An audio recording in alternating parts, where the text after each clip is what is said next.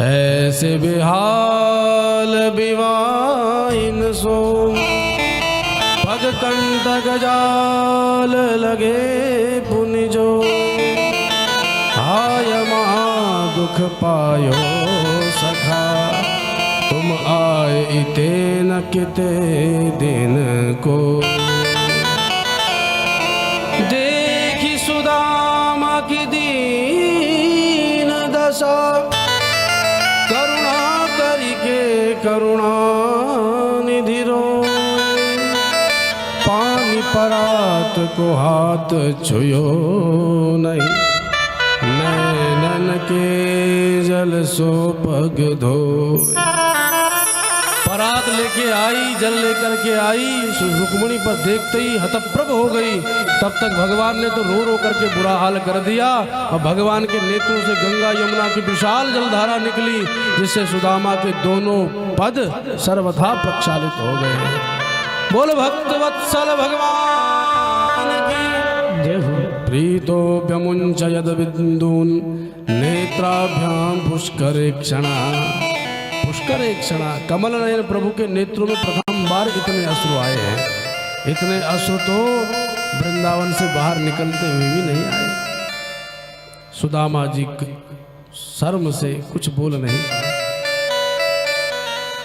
इतने में आपस में कानाफूसी द्वारकावासी करने लगे। कुचैलम मलिनम क्षामम द्विजम धमनि संततम देवी पर्यचरत साक्षात चामर व्यजने। भगवान को सेवा करते देखा तो रुक्मिणी देवी पंखा लेकर के सेवा करने लगी। तो द्वारकावासी कह रहे देखो हम कह रहे थे ये महादरिद्री कौन चला आया पर ये दरिद्री है। अरे इससे बड़ा संपत्तिवान कौन होगा कि नारायण चरणों में बैठे हैं और लक्ष्मी पंखा हिला रही है। इससे बड़ा धनवान श्रेष्ठ कौन हो सकता है। सब विचार कर रहे थे। सुदामा जी को लजाते देखा तो भगवान एकांत में ले गए। खूब मलमल के अपने हाथों से स्नान कराया। खूब वस्त्र आदि धोती आदि धारण कराई।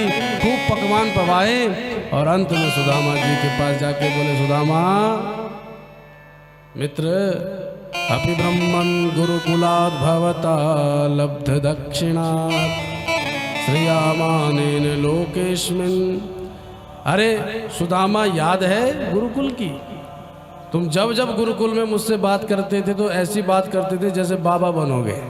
तो बाबा बन गए कि गृहस्थ बसा लिया। मुस्कुरा के सुदामा जी बोले भैया बातें तो बाबा की खूब करी पर अपने राम ने गृहस्थ बसा लिया। एक सुलक्षणा देवी मिली है पत्नी रूप में। नाम है उसका सुशीला। जैसो ही नाम देवी को वैसो ही उसको काम है। तभी गृहस्थ की गाड़ी बढ़िया चल रही है। अच्छा याद है मित्र गुरुकुल में हम कैसे रहते थे। सुदामा जी भी याद करने लगे। बुढ़ापे में भी कोई मित्र मिल जाए तो बचपना लौट आता है। बचपन की सारी स्मृतियां आती हैं। श्री कृष्ण बलराम बचपन की बातें याद करने लगे। अरे देख मित्र कितना पानी बरसो। एक दिन जब हम जंगल में लकड़ी काटने के ताई गए थे सुदामा बोला हाँ मित्र याद आ गई।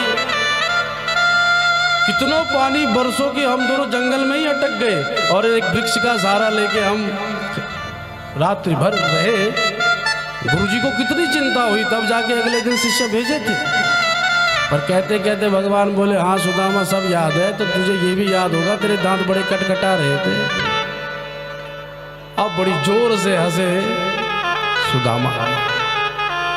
रुक्मिणी देवी देख रही है कि दोनों मित्र आपस में बात कर रहे हैं कि जंगल में गए थे कटकटा रहे थे दांत। तो इसमें हंसने की कौन सी बात है। पर रुक्मिणी को क्या पता ये कौन सी बात कर रहे हैं। जंगल में जब गए थे ना तो सुदामा जी ऊपर की टहनी पे चढ़ गए और कृष्ण नीचे की टहनी पर। गुरु माता ने कुछ चने बांध के दिए थे सुदामा की पोटली में थे। तो सुदामा जी को इतनी ठंड लगी कि सारे चने खा गए। तो भगवान ने पूछा चने हैं कहाँ हैं। बोले गिर गए भैया। तो फिर कटकट की आवाज आने लगी क्योंकि गिरे तो थे नहीं खुद ही खा रहे थे। तो भगवान ने कहा तेरे दांत क्यों कटकटा रहे हैं। तो सुदामा ने उस दिन कही भैया सर्दी है इसलिए दांत कटकटा रहे हैं। तो आज वही बात मानो भगवान कह रहे तुझे याद है तूने उस दिन चने नहीं दिए थे। सुदामा जी समझ गए ये तो मेरी पोल पट्टी खोल रहा है। भैया वो बात ही अलग थी उस समय की। अब तो देखो गृहस्थ हो गया, वो बचपना कहाँ लौटता है। हाँ मित्र वो भी बात है, पर ये बात बता तूने दारी के शादी करी पर मुझे नहीं बुलायो। अरे मित्र क्षमा करना, बुला नहीं पाया। अरे तुझे, और दूसरी बात तुझे बुलाना कोई सहज है क्या? इतनो बड़ो परिवार तेरो, कहाँ बिठा तो, कैसे खिला तो? अपने गरीब ब्राह्मण की शादी ऐसे है गई। अच्छा कोई बात नहीं, बुलाए नहीं, पर मित्र तुमने शादी करी? कन्हैया मुस्कुरा के बोले अपनी बात में बताएंगे, पहले ये बता कि तू खुद ही चला आयो या भाभी ने भेजो है? मुस्कुरा के सुदामा जी बोले सच्ची बात बताऊं कन्हैया, तेरी भाभी नहीं भेजो है, मैं तो कभी नहीं आने वाला था। ओहो तब तो भाभी जी की बड़ी कृपा जो भाभी ने तेरा दर्शन कराया, नहीं तो तू दारी के कभी अपनो मोड़ो नहीं दिखा तो धन्य है भाभी। पर अगर भाभी ने भेजा है सुदामा तो मेरे ताई कछु ना कछु तो भेजो होएगो, तो बता कहाँ भेजो है? अब सुदामा शक पकड़ा गए। पोटली तो दबा रखी थी काख में अब तक, अब दिखाऊं तो कैसे दिखाऊं? भव्य भवन और भव्य प्रासाद देख करके वैसे ही सकुचा गए सुदामा जी। इतने विशाल भवन में चावलों की कमी होगी क्या? न जाने कैसे कैसे बासमती राइस भरे पड़े होंगे, और यहाँ ये मैं अपने 7 घरों से मांगे चावल दिखाऊंगा तो क्या कहेगा मेरा मित्र, जन्म जन्म का दरिद्री कहा लायो मेरे ताई। इसमें सुदामा जी ने पोटली और जोर से दबा दी। भगवान चरण दबाते हुए बोले मित्र कछु ना भेजो? बोले नहीं भेजो। अरे कछु ना भेजो तो मेरे ताई कछु संदेश तो भेजो होएगो? बोले हाँ एक संदेश तो भेजा है। सुशीला देवी बड़ी चतुर थी, जब साफ मना कर दी सुदामा ने कि मैं मांगने तो नहीं जाऊंगा, तो सुशीला देवी ने बात कही कि स्वामी जा रहे हो तो द्वारका नाथ को मेरा एक संदेश दे देना। हाँ संदेश दे दूंगा देवी। तो उसी संदेश को सुनाने लगे सुदामा जी। एक संदेश दिया है। क्या संदेश दिया भाभी ने? कि माँ 1 मास 2 पाख में 2 एकादशी हो, सो प्रभु दीन दयाल नित प्रतिदिनी मोए। 1 महीने में 2 पक्ष होते हैं और 2 पक्षों में 2 एकादशियां आती है, और वो तो 2 एकादशी है। पर हे गोविंद हे दीनदयाल मेरे घर तो नित्य एकादशी है, मतलब मेरे घर में कछु खाने पीने के ताई नहीं है। और सुदामा जी इसलिए संदेश सुना रहे हैं कि उनको लगता है मेरी धर्मपत्नी जी ने ये कहा है 1 महीने में 2 एकादशी, पर हम तो नित्य एकादशी मनाते, मतलब हम हर दिन भजन कर रहे हैं। पर जहाँ संदेश सुनाया भगवान तो समझ गए, वो तो अंतर्यामी हैं, बिना कहे भी जानते हैं। जैसे संदेश सुनाया भगवान के नेत्र सजल हो गए, नेत्रों से अश्रु गिरे, भगवान ने नेत्र बंद कर लिए, और नेत्र बंद करते ही समाधान दे दिया देवी सुशीला को। होनी थी सो है गई, अब ना ऐसी हो, भाभी तेरे भवन में नित्य द्वादशी हो। तेरे भवन में नित्य द्वादशी होगी, एकादशी का मामला पूरा। पर सुदामा जी कुछ नहीं समझ पाए, ये नेत्र बंद के क्या करामात कन्हैया ने कर डाली। बोले आंखें क्यों बंद कर रहा है कन्हैया? बोले बस ऐसे ही। नेत्र बंद करके विश्वकर्मा को, महालक्ष्मी को आज्ञा दे दी, जिन्होंने कायाकल्प कर दिया पूरी उस झोपड़ी का। नेत्र खोल के भगवान बोले अब सच्ची सच्ची बता, इतनो बढ़िया संदेश भेजो है भाभी ने तो मेरे ताई कछु ना कछु तो पक्का भेजो होएगा, छुपा रहा है तू। सुदामा जी ने फिर पोटली दबाई, एक नहीं है तो बार बार भाभी जी के पास का नाम मत ले। अरे जब कह दी कि ना भेजो तो ना भेजो, काहे को मूड खराब कर रहा है। इतने में भगवान ने पोटली देख ली जो काख में दबा के रखी थी, तो भगवान मुस्कुराते बोले भैया और तो सब ठीक है, पर तेरा हाथ भी कब से मोड़ के धरा हुआ है, इसे हाथ में कहा है गए? बोले कछु नहीं कन्हैया, हाथ में देख इतनी दूर से आए, थोड़ा बहुत हाथ पैर टेढ़े हो ही जाए, इस हाथ में कछु ना हुआ भैया। पर हाथ में दिक्कत क्या है सुदामा? बोले कछु ना है, थोड़ा बहुत दर्द है। तो भगवान बोले तूने बताए क्यों नहीं? अरे मैं कब से पैर दबा रहा हूं, तेरे हाथ में दर्द है तो दे अपना हाथ, अभी तेरा दर्द दूर करें।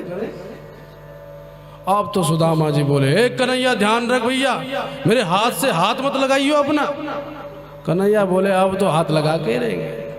भगवान ने जबरदस्ती पोटली खींच ली, और पोटली खींचते ही जैसे ही खोला पोटली को, सारा दृश्य उपस्थित हो गया गोविंद के सामने। कैसी गरीबी है, जैसे देखा और एक एक करके एक एक मुट्ठी चावल पाने लगे। सुदामा संकोच में और गिर गए, गड़ गए। अब देख रहे हैं कैसा मेरा ये मित्र है कि इस भव्य द्वारका में रह करके भी मेरे चावल खा रहा है। और सुदामा जी के सामने भगवान ने पाना प्रारंभ किया। एक मुट्ठी में सारे स्वर्ग लोग आदि की संपदा प्रदान कर दी, और दूसरी मुट्ठी पाने लगे तो अपना बैकुंठ भी देने लगे। भाव के इतने आधीन हरि। इतने में रुक्मिणी आई और तत्क्षण हाथ पकड़ के बोले स्वामी जी कुछ हमारे लिए भी प्रसादी छोड़ दो, महात्मा का प्रसाद है, सब आप ही पा जाओगे। रुक्मिणी देवी का हाथ पकड़ने का कारण और भी था, ये भी था कि तुम बैकुंठ दे रहे हो तो क्या अब सुदामा बनने का नंबर तुम्हारा है? अरे बैकुंठ दे दोगे तो सुदामा तुम बन जाओगे, तो क्या मुझे सुशीला बनाना है? इसलिए हाथ रोक लिया। दूसरा एक और कारण है कि इसलिए भी हाथ रोक लिया कि भाई कच्चे चावल हैं, पेट में चले जाएंगे तो समस्या आ जाएगी, पेट दुख जाएगा, इसलिए भी। पर शास्त्रों में ऐसा भी वर्णन आता है कि माँ लक्ष्मी ने इसलिए हाथ रोका कि हमको प्रसादी मिले। और कुछ लोग ये भी कहते हैं कि इसलिए हाथ रोका कि बैकुंठ न चला जाए। ऐसा नहीं है, भगवान जितने करुणापूर्ण हैं लक्ष्मी जी उनसे भी अधिक करुणापूर्ण है। शास्त्रों में आया कि लक्ष्मी जी जब अपने भक्तों को कुछ देती हैं और अनंत संपदा देती हैं तो बाद में विचार करती मैंने इसको दिया ही क्या है। इतनी उदार वृत्ति महालक्ष्मी की है, तो महालक्ष्मी हाथ इसलिए तो नहीं पकड़ सकती कि बैकुंठ दे रहे हो, पर हाँ इसलिए जरूर पकड़ा कच्चे चावल है, पेट में चुभ सकते हैं। बोलो जय श्री कृष्ण। कारण कुछ भी हो वो तो मैया लक्ष्मी और हमारे पिताजी नारायण जाने, पर सुदामा जी से पोटली छीन करके भव्य संपदा प्रदान कर दी भगवान ने। और सुदामा जी को एक भी भनक नहीं कि का कमाल कर दियो। अंत में सुदामा जी बोले जो था सब तूने ले लिया कन्हैया, अब तो एक बात बता, तेरो विवाह भयो कि नहीं, और कितने कहाँ है तेरी धर्मपत्नी? बोले मिलना चाहे? बोले अभी मिलाते, चलो राजमहल में। ले गए दरबार में और भगवान ने सबको पुकारा, अरे आ जाओ सबके सब और पंडित जी से आशीर्वाद ले लो। सबसे पहले रुक्मिणी देवी चली आई छमछम करती हुई, महाराज दंडोत। अरे ये तो आपकी धर्मपत्नी है कन्हैया, पुत्रवती भव, सौभाग्यवती भव। विचार करते करते आशीर्वाद देने लगे। जैसे रुक्मिणी जी आशीर्वाद लेके गई, सत्यभामा चली आई, महाराज जी प्रणाम, सौभाग्यवती भव, पुत्रवती भव। अब वो खिसकी तो जामवती आ गई, महाराज जी प्रणाम, अरे पुत्रवती भव, सौभाग्यवती भव। जब चौथी चली आई तो सुदामा जी बोले, अरे कन्हैया तेरे कितने विवाह हैं? 2 3 4 विवाह हैं क्या? कन्हैया बोले अब अपने राम को बताने में शर्म लग रही है, खुदा ही गिन लो। अच्छा ठीक है हम गिन लेंगे, ब्राह्मण की खोपड़ी है, इतना तेज है, हम गिना ही लेंगे, तो भेज। और भेजना क्या था महाराज, विशाल भीड़ जमा हो गई। सुदामा जी को तो लगता है ये सब दर्शक हैं, देखने आए हैं हमारी शोभा प्रभा को। पर विशाल भीड़ लगी, एक एक करके कालिंदी आई, मित्रवृंदा आई, नागनिचिति आई, सब आशीर्वाद लेती चली गई। बाबा सबको कहें पुत्रवती भव, सौभाग्यवती भव, पुत्रवती भव, सौभाग्यवती भव। जब 50 से गिनती पार, सुदामा जी विचार कर रही हैं हो क्या रहा है। अरे कितने विवाह हैं तेरे? 50 हैं, बता दे कन्हैया। बोले खुदा ही गिन लो, अभी तो कह रहे थे ब्राह्मण की खोपड़ी है। तो हाँ अगर ऐसी बात है तो गिन लूंगा। तो महाराज भेज। अब आती गई संख्या हो गई 1000-2000 के पार। सुदामा जी कुछ समझ नहीं पा रहे कितनी पत्नियां हैं। महाराज गिनती गड़बड़ाई गई। जब नोट गिनने में गिनती गड़बड़ा जाती है, यहाँ तो इतने साक्षात खड़े हैं देह धारण करके नारियां। गिनते चले गए महाराज। 98 के बाद 99 कहाँ कहना था, 98 के बाद 96 बोल रहे, 96 के बाद 91 बोल रहे। गिनती गड़बड़ा गई। अंत में विस्मित होकर के बोले कन्हैया तू ही बता कितने हैं। कन्हैया बोले 1-2 नहीं है महाराज, अभी तो आधी भी ना भई तो कितनी है। बोले 16,108। सुनते ही सुदामा जी की खिसक गई खाट, गिर गए धड़ाम से। हे कन्हैया तेरी मैया तेरी लीला तू ही जाने, इतने विवाह तेरे। बोले हाँ। वो तो अच्छा हुआ कन्हैया मैंने पूछ ली, नहीं तो मेरी तो खटिया खड़ी है जाती। इतने कब तक नाम कितना आशीर्वाद देता। भगवान बोले अब आशीर्वाद तो देना पड़ेगा भैया, तूने लड़ाई करा दी। एक को आशीर्वाद देगो दूसरे को नहीं देगो तो नाराज ना है जाएगी मुझसे। तो सुदामा जी बोले देख ये तेरी अर्धांगिनिया, तू सबको अर्धांग, तो भैया तुम एक साथ मिलके करो मुझे प्रणाम, मैं एक साथ ही आशीर्वाद दूंगा। ये पृथक पृथक आशीर्वाद देने का अपने राम का काम नहीं। तब सबने मिलकर द्वारकानाथ के साथ प्रणाम किया। तब भगवान बोले पुत्रवती भव, सौभाग्यवती भव, सब आशीर्वाद देते। बोल द्वारकाधीश भगवान की